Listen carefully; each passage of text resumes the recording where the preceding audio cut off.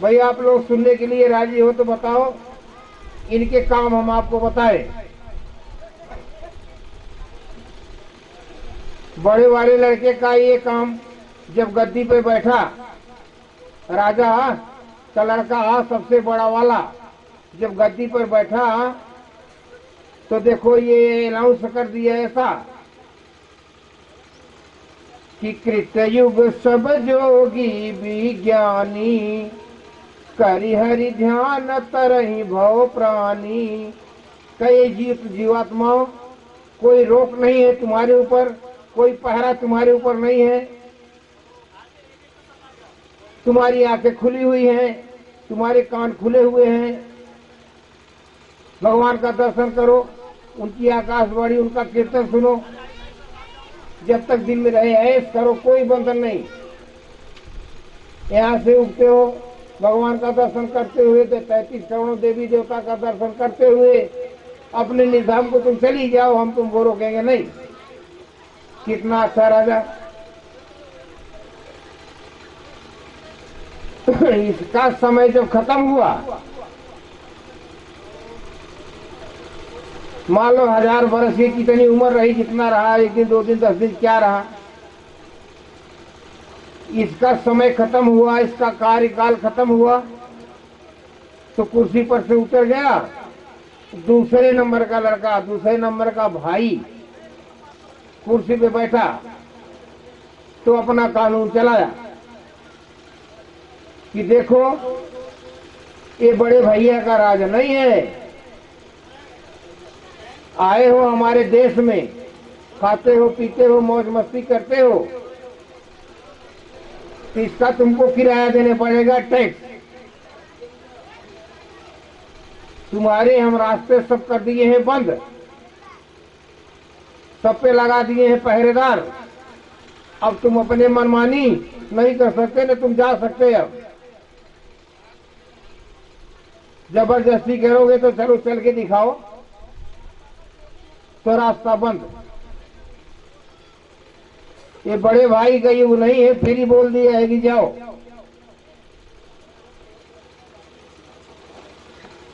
तो बोले भाई कि आखिर जाने जीवात्माओं, तो कहा कि भाई जाने दोगे कि नहीं जाने दोगे?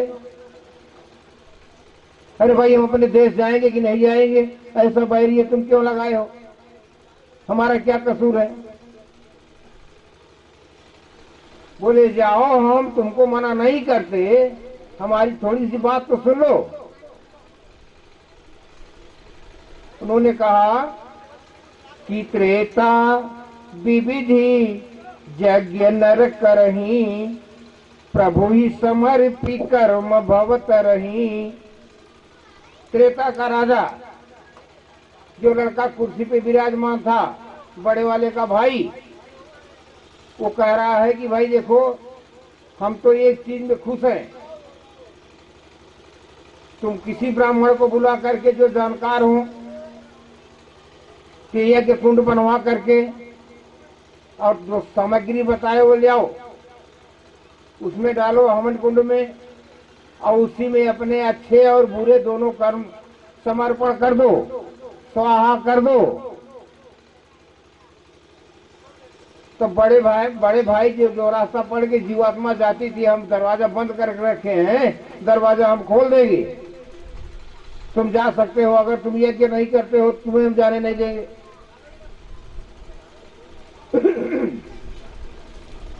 तो जब तक उसका समय रहा, यज्ञ करके जीवात्माएं सारा जीवन रहे, अपना मौज मस्ती किए। बुढ़ापे में किसी ज्ञानी विद्वान पंडित को बुलाए, ब्राह्मण को, और यज्ञ कराए, और देखो रास्ता पाए, चले गए।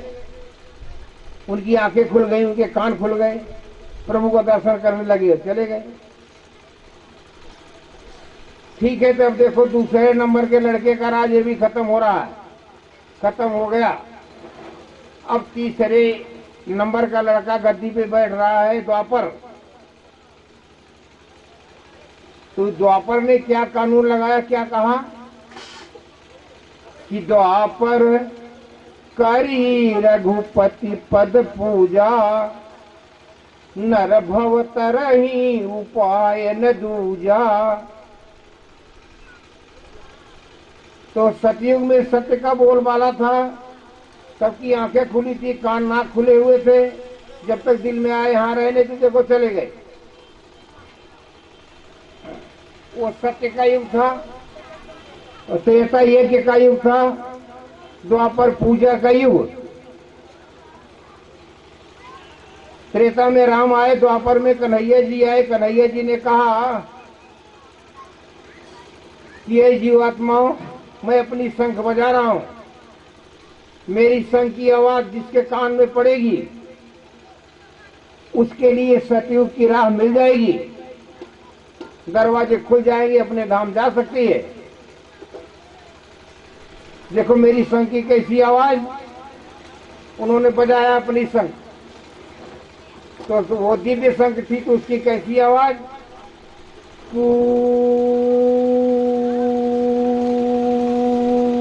ऐसी आवाज कि जिसके कान में पड़ी तो गया दौड़ के हाथ जोड़ के, हुजूर आपके शंख की आवाज हमको सुनाई दी। बोले कैसे? तो आप बोला ऐसे बज रही है, पूत कराइए। जी ने कहा आप तू जा, तेरे को हम नहीं रोके, पूजा।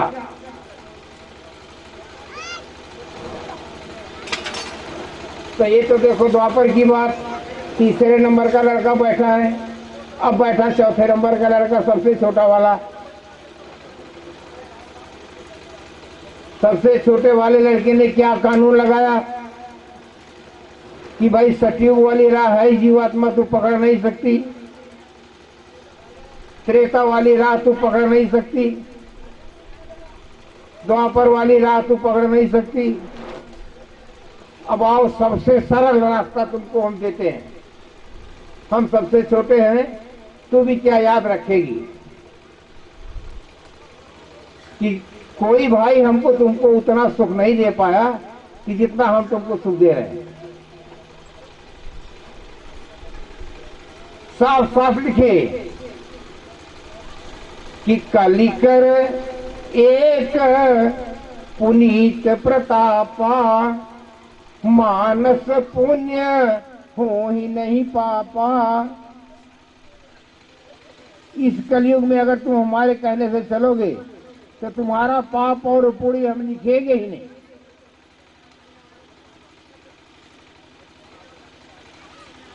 बोले ऐसा क्या? बोले हाँ। बोले सबसे कठिन पाप तो किसी ब्राह्मण की हत्या कर देना। अगर हम किसी ब्राह्मण की हत्या हमसे हमारे हाथ से बन गई तब क्या करोगे? तो क्या कहता है, एक ब्राह्मण की हत्या करेगा क्या? कितना करेगा? 2 की करेगा, 4 की करेगा, 10 की करेगा, 50 की करेगा, 100 की करेगा, 1000 की करेगा, और कितना करेगा? जाओ, तुमको हम फिर बोल रहे हैं, कोटि विप्र बदला गही जाऊं, आए शरण तजऊ नहीं ताहूं। कोटान कोट ब्राह्मणों की हत्या जिसके ऊपर लगी हो, अगर हमारा साक्षात्कार कर लिया, दुनिया वाले भले ही कहें इसका मुंह देखने लायक नहीं, बहुत पापी है, भगाओ घर से इसको, लेकिन उसको मैं अपनी शरण में ले लूंगा, कभी नहीं कहूंगा तू भाग जा। इतना बढ़िया युग।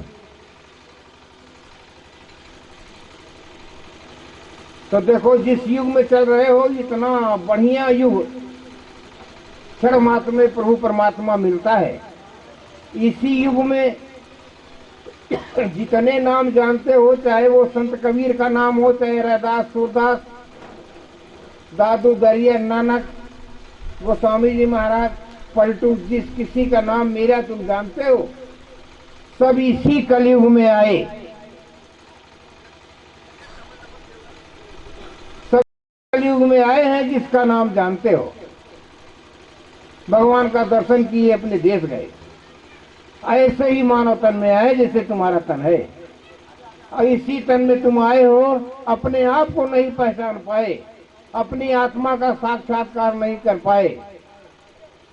तो देखो, चिल्लू भर पानी में लेके नाक रगड़ के मर जाओ, ये मामूली तन है क्या? देवी देवताओं को दुर्लभ है ये तन। इस तन के लिए वो तरस रहे हैं, ये एक बार हमारे हाथ लग जाता तो अब की हम जाने क्या करते। ऐसा ज्ञानवान तन पा करके उतना ही काम कर रहे हो जितना पशु पंछी करते हैं। पशु पंछी भी देखो, बच्चा पैदा करता है, भोजन प्रसाद के लिए कीड़े मकोड़े कहाँ कहाँ क्या क्या ढूंढता है, खरपतवार अपने आप खाता है, बच्चों का लालन पालन करता है, घर बनाता है, नहाता धोता है, टट्टी पेशाब करता है। इतना काम तो तुम ही कर रहे हो, इससे आगे कुछ कर रहे हो क्या?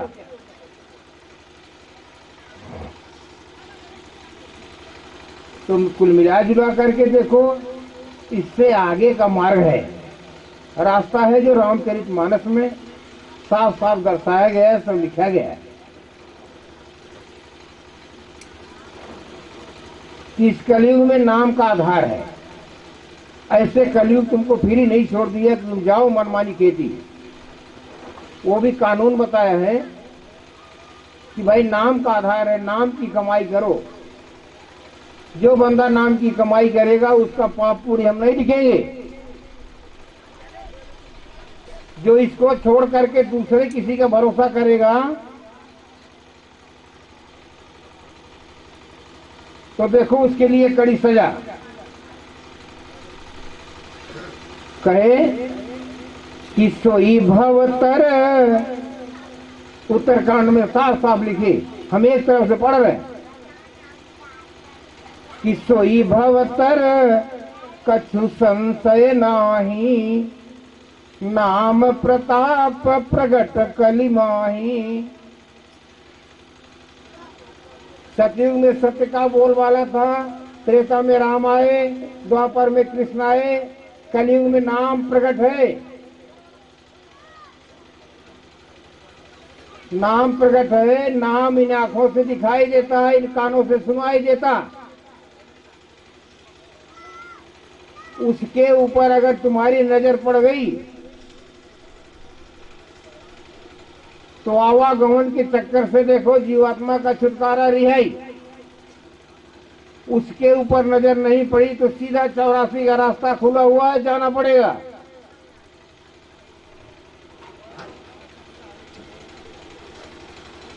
उसी नाम के बारे में जो आंख से दिखाई देता, कान से सुनाई देता है, उसी के बारे में देखो कैसे लिख रहे हैं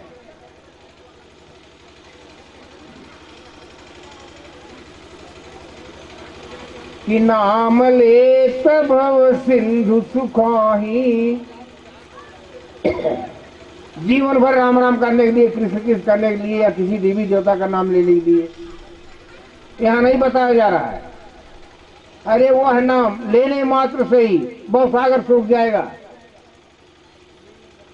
नाम लेत भव सिंधु सुखाही, करहु विचार सुजन मन माही।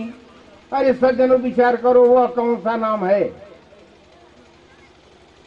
जिसका एक बार सुमिरन करने से, एक बार उस नाम का प्रयोग करने से, लेने से बहुत सागर से जीवात्मा उस पार उतर जाए। 1000 नाम के लिए थोड़ा बताया गया।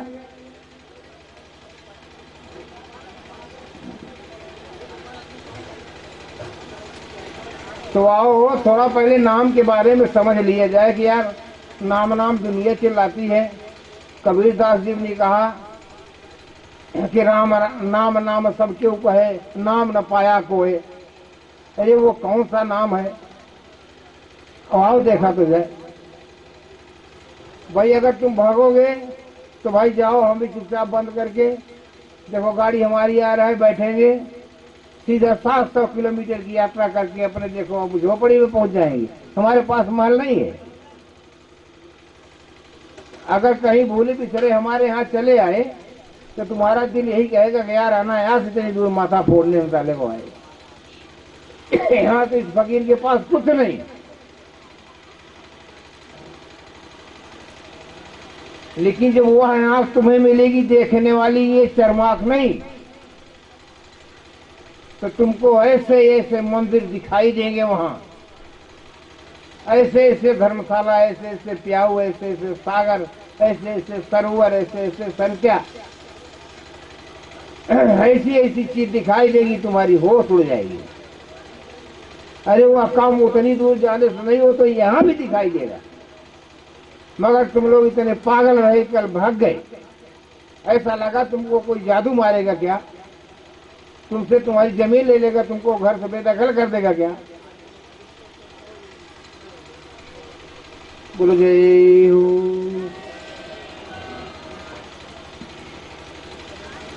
तो चलो नाम को देखा जाए कि वो क्या है, कैसे कैसे लिखे हैं इसमें। बोलो जय हो। भाई देखो और नजदीक चले जाओ, नजदीक चले जाओ, नजदीक।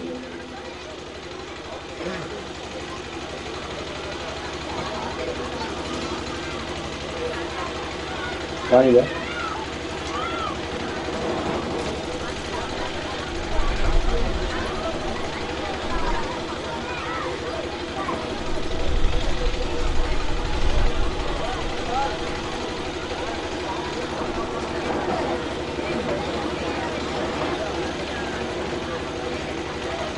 इतना समय होगा कि धरु धरु मारू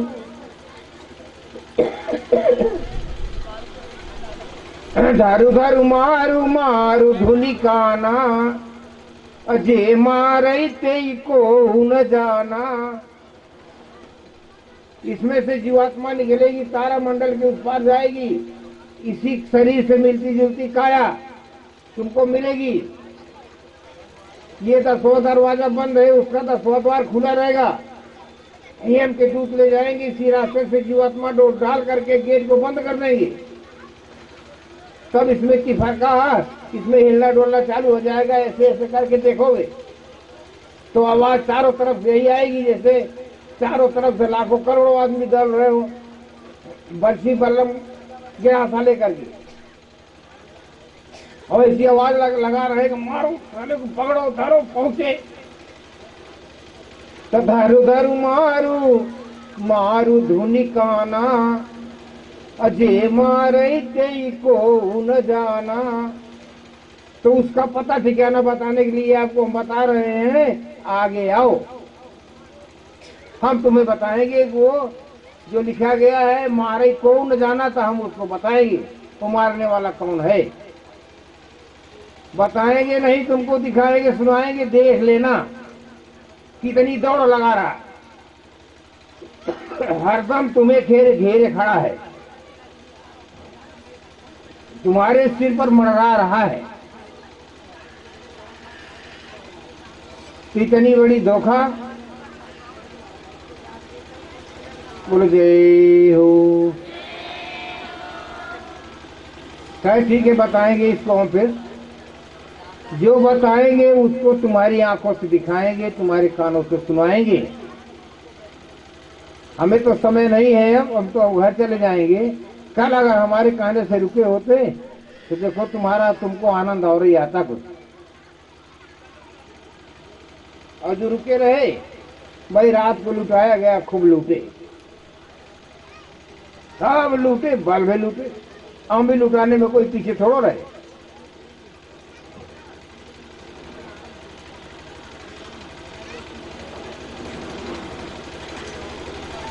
तो नाम के बारे में क्या लिखे हैं कि एक शत्रु एक मुकुट मणि, सब बरन पर जो, तुलसी रघुबर नाम के बरन विराजत दो। कह रहे हैं कि एक शत्रु, एक सबसे ऊपर छतरी की तरह छाए है, उसका एक छत्रराज है। जितने शरीर में बाल हैं इतने लोक हैं। तो स्वामी जी ने कहा कि अति विचित्र तह लोक अनेका, रचना अधिक एक ते का। उस सब लोगों से ऊपर पूरा डिटो पावर ऐसे छतरी की तरह छाए है, उसका एक छत्रराज है, सबसे बड़ा राजा। करें कि एक छत्रु एक मुकुट मणि, एक हाथ ऊपर की तरफ इशारा दिए कि एक ऐसा, एक हाथ नीचे की तरफ इशारा दिए, बोले एक के सिर पे मणियों का मुकुट लगा हुआ। सबसे ऊपर छतरी की तरह जो छाए है वो है दयाल, और वही है नाम। और नीचे जिसके सिर पर मणियों का मुकुट लगा है ये है काल।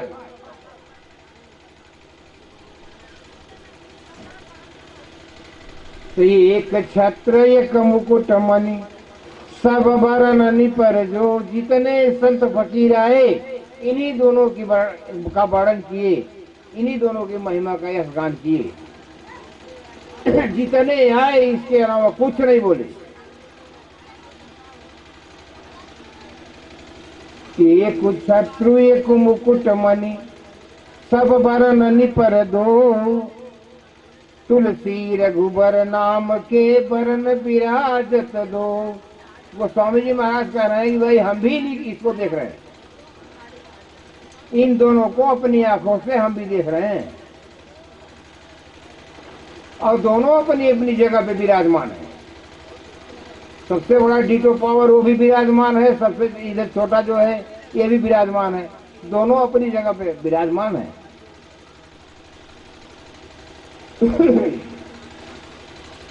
समुझत सरिस नाम अरुनामी, ये अमृत है, इसको वही समझ पाएगा जो सज्जन होंगे। रास्ता जिसको मिला हुआ होगा किसी संत फकीर से, वही इस चीज को समझ पाएंगे। समुझत सरिस नाम अरुनामी, प्रीति परस पर प्रभु अनुगामी। वो प्रभु से प्रेम करते होंगे, प्रभु उनसे प्रेम करता होगा। जो सज्जन होंगे वही इसको समझते होंगे, देखते होंगे, जानते होंगे। नाम रूप दुईस उपाधि, फिर वही चीज बता रहे हैं, अकेला नहीं है। इस देश का मालिक अकेला है, लेकिन इसका भी मालिक कोई है। कह रहे हैं कि नाम रूप दुई ईस उपाधि। ये कितना बता रहा है? रामचरितमानस अपना 2। एक को बता रहा है नाम, जिस नाम के बारे में है कि अगर एक बार भी नजर के सामने आ गया, सुनाई दिया, तो जीवात्मा भवसागर पार जाएगी। ये कंठी माला का जाप करने से कुछ नहीं होता, मारे और जाओगे।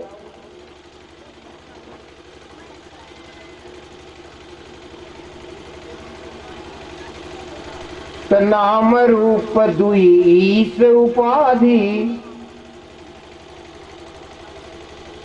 एक इसमें नाम है, एक रूप है, ये 2 है।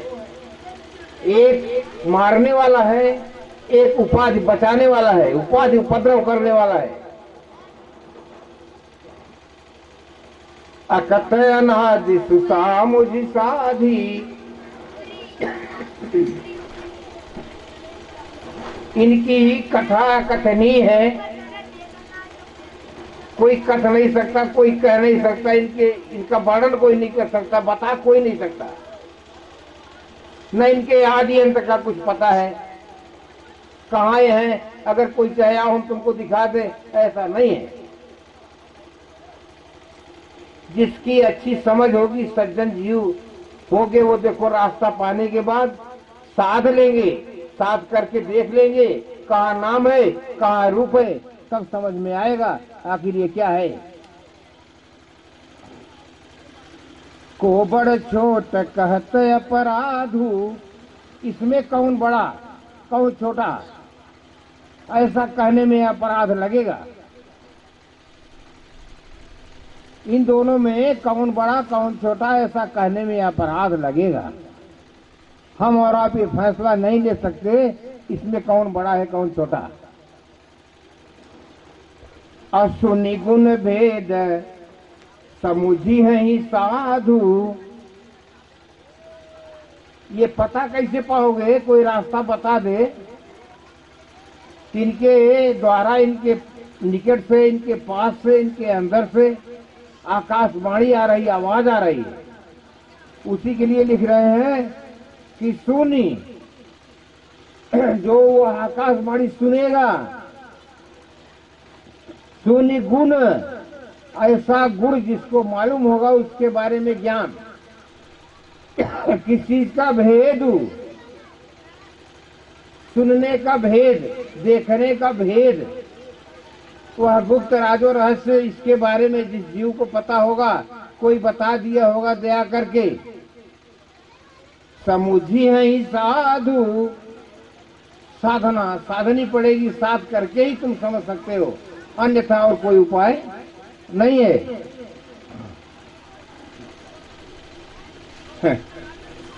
देखी है ही रूप नाम अधीना। रूप किसके अधीन है? नाम के। रूप के अधीन नाम नहीं है, नाम के अधीन रूप है। और आप रूप का दर्शन कहीं करने जाते हो तो पेड़ा लड्डू मिठाई ले जाते हो, क्या रूप पेड़ा लड्डू मिठाई के अधीन है क्या?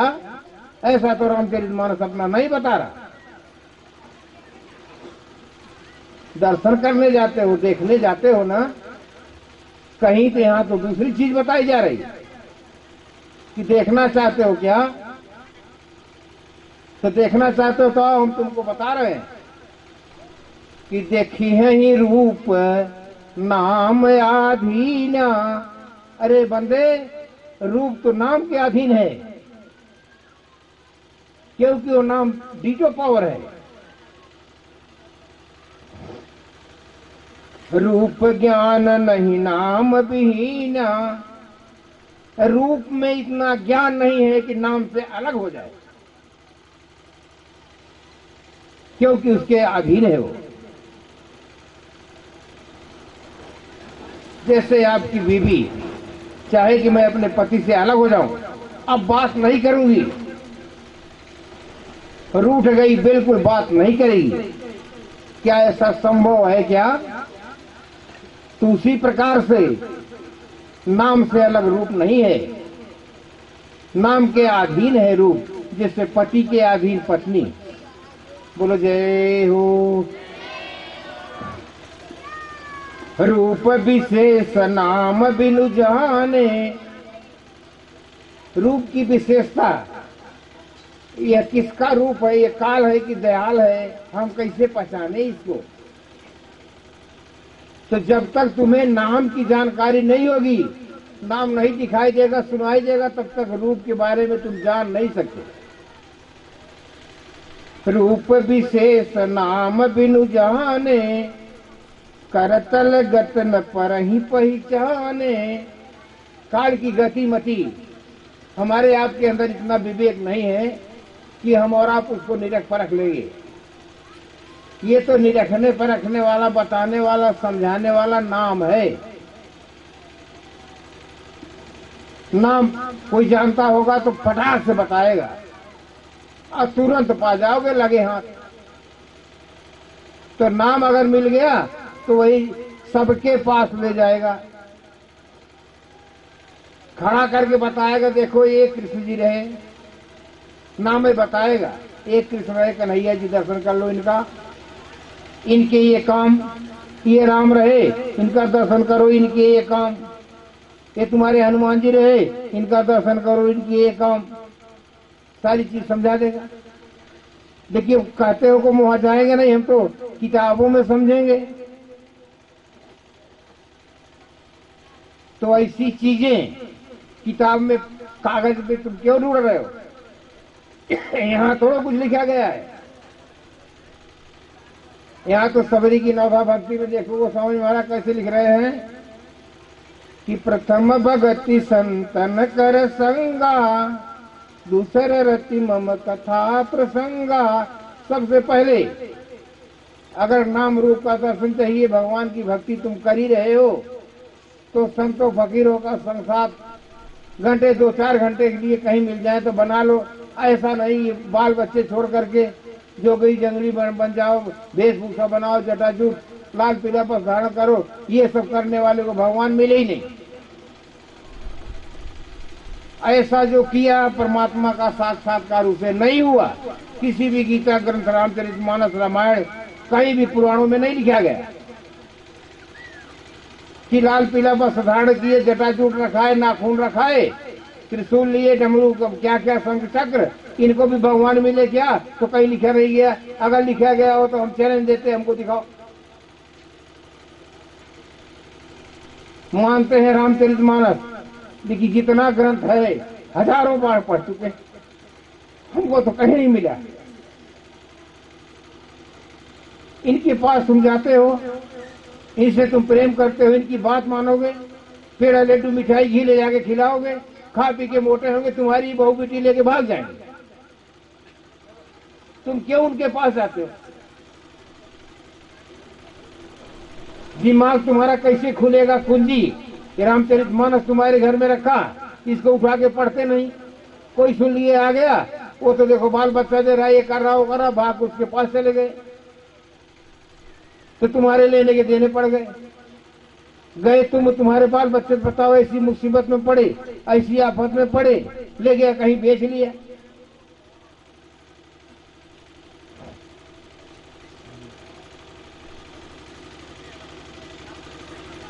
सुमिरी नाम रूप बिनु देखे।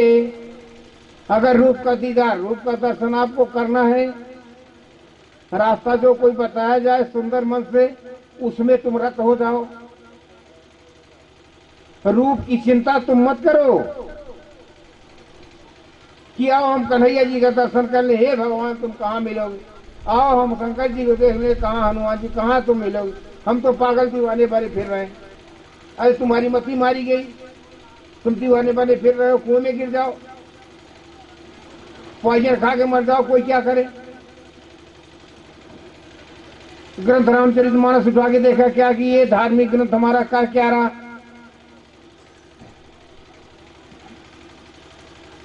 यहाँ तो देखो वो समझ महाराज कैसे चैलेंज दे रहे हैं कि सुमिरी नाम रूप बिनु देखे। रूप की चिंता मत करो, रूप नाम के अधीन है, तुम नाम का सुमिरन करो।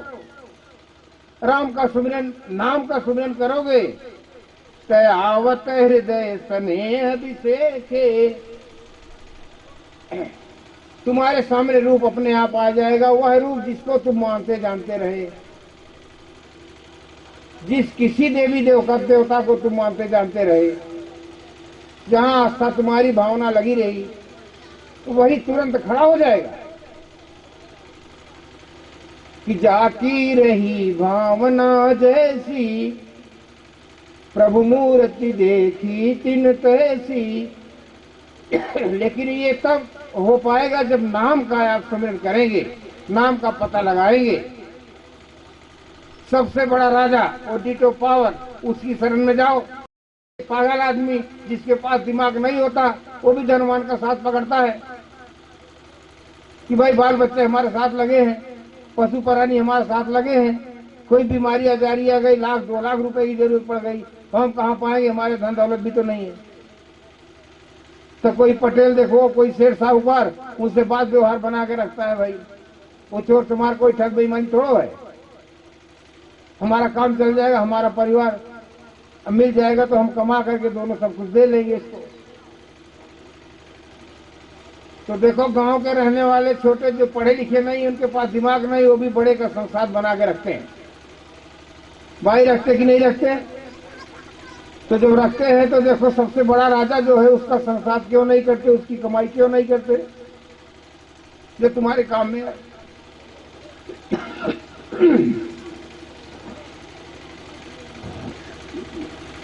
नाम रूप गति अकथ कहानी। नाम और रूप इन दोनों की कथाएं अकथनीय है, कोई कह नहीं सकता, अथाह सागर है। इसी चीज को घुमा घुमा करके तमाम राजा रानी तमाम क्या क्या करके बता दिया गया, तो अब कुछ समझ में नहीं आ रहा। अब तो ऐसा कर दिए कि हरि अनंत हरि कथा अनंता, कहीं सुनई बहु विधि सब संता, वो मालिक भी अनंत है, उसकी कथाएं भी अनंत हैं। तमाम संत फकीर नाना प्रकार से कहते हैं, वही सुनते हैं, वही जानते हैं। हम और आप खेती गृहस्थी वाले सेठ साहूकार नेता नगरी अगर वहां जाके बैठ गए तो कुछ समझ में ही नहीं आएगा, क्योंकि लिखे खग जान खगही कर भाषा। अरे उस मार्ग पे चल रहे हैं वो जानेंगे। अब वो कौन सी भाषा, कौन सी वाणी बोल रहे हैं, कौन सा भाषा बोल रहे हैं, बताओ तुम्हारे पल्ले कैसे पड़ेगा।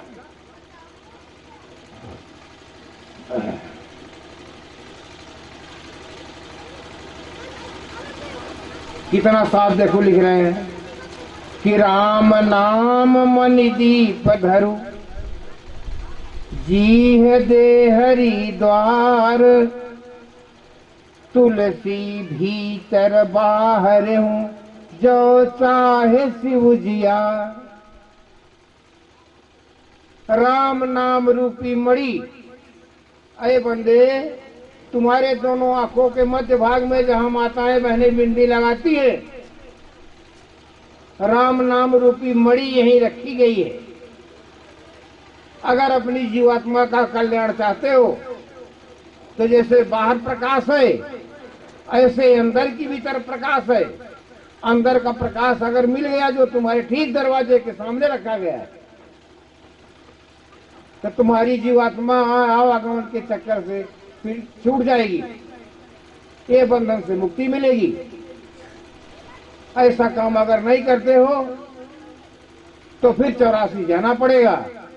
वहां गए कुत्ते के तन से 84 शुरू है। गाय और बैल के तन से जीवात्मा जो निकल के आई है, गाय के तन से जीवात्मा आई है, नारी तन में आई है। बैल के तन से जीवात्मा निकल के आई है, नर तन में आई है। ये आखिरी पड़ाव, नर तन आखिरी पड़ाव। जबकि ये भी 84 में ही आता, 84 से परे नहीं है। थोड़ा बताने पर ज्ञान इसमें आता है, जानवर के पास वो ज्ञान नहीं होता ऐसा।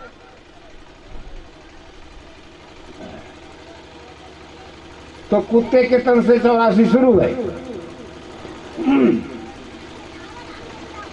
वहां ले गए 27 नरकुंड, बारी बारी से मारे, कूटे पीसे डाले, सड़ाए गलाए, किसी तरीके से हजारों वर्ष बीत गए, पार हुए।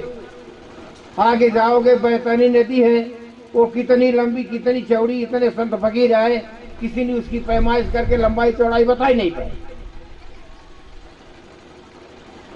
खून और पीप से भरी हुई नदी, जीवात्मा उसी में डाली जाए। और कहीं जैसे घर का बुजुर्ग अपने जा रहा तो तुम्हारे दिमाग में बात आ गई कि भाई देखो अब तो हमारे घर का बुजुर्ग, हमारे बाबा काका चाचा अब खत्म हो रहे हैं, किसी ब्राह्मण को बुला करके ले आओ, गौदान दिलवा दिया जाए। ये तुम उनके साथ अच्छा काम नहीं कर रहे हो। कभी अपने दिमाग से सोचो कि जिसकी किसकी चौड़ाई कितनी है, लंबाई कितनी है, गहराई कितनी है, कोई इसकी पैमाइश कर ही नहीं पाया। अब हम अपने पूर्वज को गौ दान दे रहे हैं तो कुछ तो अकल आनी चाहिए इसमें कि गौ कितनी दूर तैरती है। ऐसा तो है नहीं कि गौ दान दे दिए और मंत्र मार दिए तो हो जाएगी हवाई जहाज हो। अरे बहुत जाएगी मेरे यार, तो मरते जीते यहाँ से गौ चल दिया ताकतवर तो ज्यादा से ज्यादा वो कुर्सी तक जाएगी, नहीं हम रोड तक मानते वहां तक चली गई, वहीं उसके 4 पांव ऊपर हो जाएंगे, बस ऐसे पकड़ जाएगी। तो अपने पूर्वज की जीव उसको कहाँ पकड़ाए हो, कौन सा अंग? गाय की पूंछ पकड़ाए हो। गाय लेके आगे आगे जा रही, उतनी जो दूर तक जाते जाते पलट गई। अब सोचो कि हम पूंछ छुड़ा लें तो पूंछ छूटेगी नहीं। अब अपने आप तो जा रहे हो बेटा, गाय को और ढकेलते हुए लेके जा रहे, तो पता चल गया कि तो वैसे बदबू तमाम कीड़े मकोड़े और उसकी शरीर के गल गल के मांस, बताओ मुंह पे और आ रहे हैं। तो ये तो हुए तुम्हारी गौदान की सेवा पूर्वजों की। तो ये काया 5 तत्व की शरीर जो मिली हुई है, इसके द्वारा किए हुए जितने तुम्हारे कर्म हैं सब जड़ कर्मों में आते, इसका कोई मतलब नहीं और फंस जाओगे। इके गगन समीर अनल जल धरनी और इन्ह कई नाथ सहज जड़ करनी। ये जड़ करनी में ही ये राजी है और सरल इसको ये जड़ काम लगता है।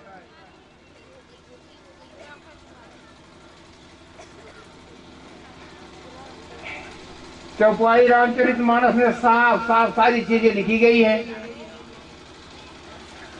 अब क्या पता भाई हमारी खोपड़ी उल्टी हो गई है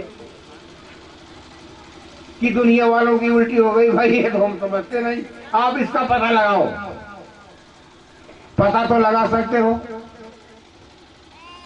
हमारी खोपड़ी का पता लगाओ कि कैसे उल्टी हो गई, कहां से उल्टी हुई। आओ देखे यार, हो सकता है सीधे ही ना हो। क्या लगता है कौन सी नमक फिटकिरी, कुछ लगने का है नहीं। देखो साफ साफ लिखा गया, गाड़ी में लिखा हम देखे हैं, ट्रक में लिखा, कहीं दीवार पे लिखा कि चलत विमान कोलाहल होई, जय रघुवीर कहें सब कोई। ऐसा आप लोग देखे हो कहीं लिखा क्या? आज का समय ऐसा कि चाहे जब कोई पिंजरा छोड़ दे, खाली कर दे, मृत्यु आ जाए किसी की, तुरंत लगे हाथ ले जाते हैं। 24 घंटा काया जलाने की सेवा। लकड़ी खत्म है तो बिजली वाला चालू है, लग दिए रख दिए उसी पे, 2 मिनट में देखते देखते परपरा के सब राखी उड़ गई। ये हजारों वर्ष पहले लिखा गया है धार्मिक ग्रंथ रामचरितमानस और सब सारे ग्रंथ। पहले ऐसा नहीं था। इस समय अगर किसी की मृत्यु हो गई तो पिंजरा ऐसे रख देते थे, कल ले जाते थे उसको जलाते थे। आज नहीं आ तो भागम भाग लगा दी और फुर्सत पा गए कि यार बुढ़ा अच्छा हुआ चला गया, हटाओ ले चलो। 1000 रुपया लगता है तो 4000 दे के ठोक खा के आ जाओ, घर हाथ पांव धो के बैठ जाओ।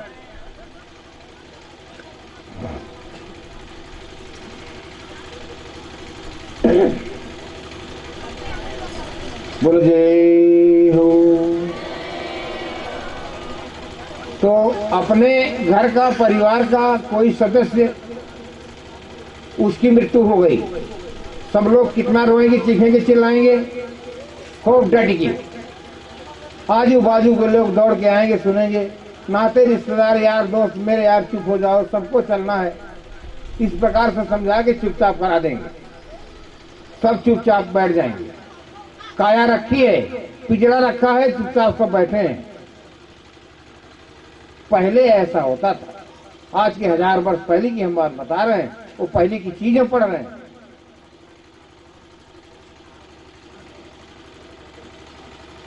तो रात भर से पड़ा रहा, सुबह विमान बनाया गया। जब उसके ऊपर काया उठा के रखे और उठाने लगे, लेके चलने लगे, तब क्या लिख रहे हैं कि चलत विमान कोलाहल होई।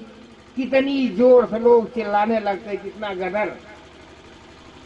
बूढ़े बच्चे, जवान, लड़के, लड़का, लड़की, सब, अरे पप्पा ऐसा कैसे हो गया, कहाँ जा रहा है हमारा परिवार, आओ कहाँ मार के चिल्लाएंगे। लेकिन जो लेके जा रहे हैं वो क्या कहते हैं, राम नाम सत्य है, यही सबकी गत्य है। तो चलत विमान कोलाहल होई, जय रघुवीर कहें सब कोई। वो तो फकीर अपने मौज मस्ती में लिखा, और कोई पढ़ रहा है संत फकीर, तो कोई संत फकीर सुन रहा है, अपने आप मस्त है। वो तो सारी बात समझ रहे हैं। हम और आप उनके बीच बैठ गए, बताओ कुछ समझ में नहीं आया। तो ऐसे लिखा गया, क्या समझ पाओगे। बोल जय हो।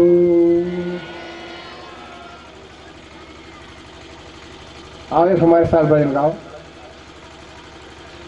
रहिया बता दे निज धाम की, मुरलिया वारे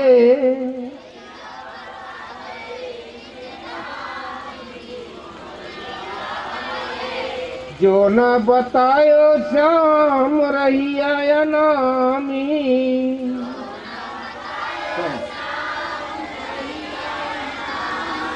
डूबी मरूंगी मझधार मुरलिया वारे।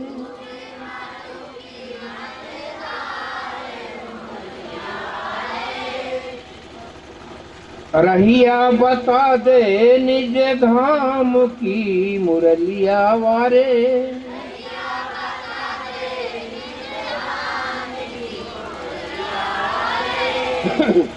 घंटा शंख मृदंग सरंगी।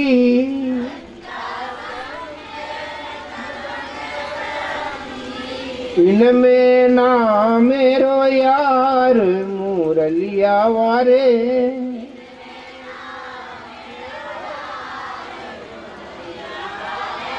खोजत फिरूं राह निज घर की।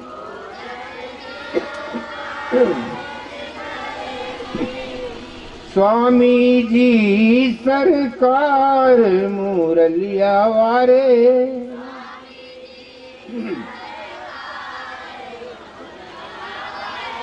जब मुरली में जय हो बोले।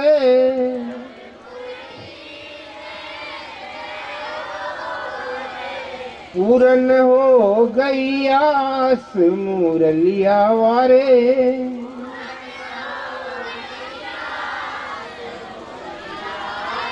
रहिया बता दे निज धाम की मुरलिया वारे।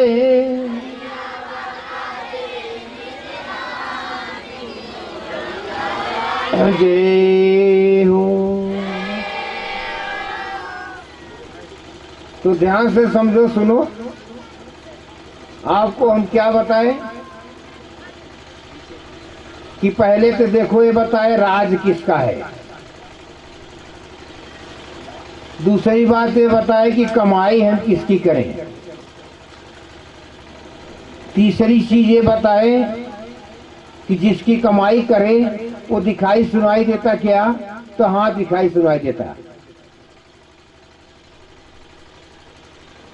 अब हम देखे सुने कैसे? उसके लिए बालकांड में शुरू में गोस्वामी जी लिखे। उन्होंने कहा कि सत प्रबंध सुभग सोपाना। ज्ञान नयन निरखत मन माना। 7 पड़ाव 7 मंजिल तक जीवात्माओं के लिए पहरा पड़ा हुआ है। वहां पहरेदार लगे हैं। तुम जा नहीं सकते, इधर की जीव उधर नहीं जा सकते, उधर से कोई इधर नहीं आ सकता। जो आते जाते होंगे उनका संसार बना लो, चले जाओगे। कह रहे जाएगा वही कोई ऐसा मिले किताबी ज्ञान नहीं और किसी प्रकार का ज्ञान नहीं। इन तुम्हारी आंखों को ज्ञान दे, देखने वाला ज्ञान, कि तुम्हारी आंखें वो प्रभु का दर्शन कैसे करेंगी, कौन सा मार्ग पकड़ करके तुम चलोगे। आंखों से दिखाई देने लगेगा, कानों से सुनाई देने लगेगा, पांव से चलने लगोगे, प्रभु का दर्शन करोगे, नर्क स्वर्ग वैकुंठ देखोगे और सारी चीज देखते हुए अपने देश चलोगे। तो देखे कल तो हमें आप लोग मौका नहीं दे सके, चले गए इसे हंसी ठट्ठा समझ करके। हमको कहाँ पड़ी है, इतनी दूर आए बता के जा रहे, लोग आए बता के चले गए, कोई बता के चला गया, नहीं कोई इसमें लिख दिए।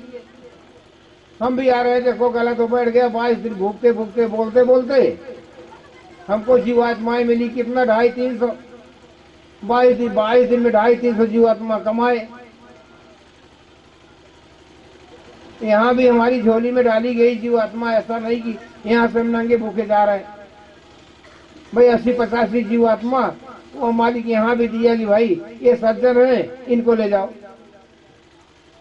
बाकी जो रहे, जो छूट गए, तो वो उनके लिए वो बताया कि भाई ये हमारे मुंह में आएंगे, हम इनका निवाला बनाएंगे हार है, हमारे लिए कुछ खाने पीने के लिए छोड़ो। तो हम बोले ठीक है भाई, तो हमारे कहने से चल रहे हैं हम तो लेके जाएंगे। अब ये बच्चे खुचे तुम इनको देखो। इन्हीं शब्दों के साथ अपनी वाणी को हम विराम देते हैं। बोलो जय हो। देखो ऐसे जाना नहीं। भोजन प्रसाद देखो तैयार है भंडारे का, इसको पालो, ग्रहण कर लो और देखो तब जाना। बगैर खाए मत जाओ भाई। जोगी फकीर की दौलत है, 10 घर से भीख मांग के ले आया है तो मेरे यार खा लो। तुम्हें कुछ नहीं देना, एक भीख तुम्हें नहीं देना। तुम तो देखो ये भोजन प्रसाद करके जाओ। अगर ये भीख मांगा हुआ अन्न खा लिए तो इतना बड़ा उपकार तुम्हारा होगा कि सोच भी नहीं सकते कि मेरे यार जो भीख मांग के ले आए, एक टाइम का भोजन कर लिए तो इतना ही हमारा हुआ, उसके साथ चले गए होते तो हमारा क्या होता। गोस्वामी जी ने साफ साफ रामचरितमानस में लिखा, शंकर भगवान ने पार्वती से कहा कि हे पार्वती जी, पार्वती जी ने पूछा शंकर भगवान से कि हे भगवान, भीख मांगना अच्छा है क्या? शंकर भगवान ने पार्वती से कहा कि मांगहु भीख त्यागी निज धर्मु, आरत काल करई कुकर्मु। जबकि भीख मांगना कुकर्म में आता है, अच्छी चीज नहीं है। लेकिन अपने अर्थ के लिए, अपने मोक्ष के लिए, अपनी जीवात्मा के हित के लिए, अपने जीवात्मा की भलाई के लिए अगर भीख मांगी जाए तो बहुत अच्छी बात है। यहाँ तो हम मांग के ले आए हैं, भंडारा तैयार है, भोजन प्रसाद करके जाओ। अरे भाई नहीं करोगे तो कुछ ऐसा थोड़ा है, इतनी जीवात्माएं खचाखच भरी है, हम तो चौड़े मैदान में रखवा देंगे। वहां देखो पशु पंछी चींटी माटा कट के खाएंगे। अब तुम्हारे नसीब में नहीं तो हम क्या करें। तुम कुर्सी खाली करोगे, वो प्रसाद जो खाएगा तुम्हारी कुर्सी में विराजमान हो जाएगा। बोलो जय हो।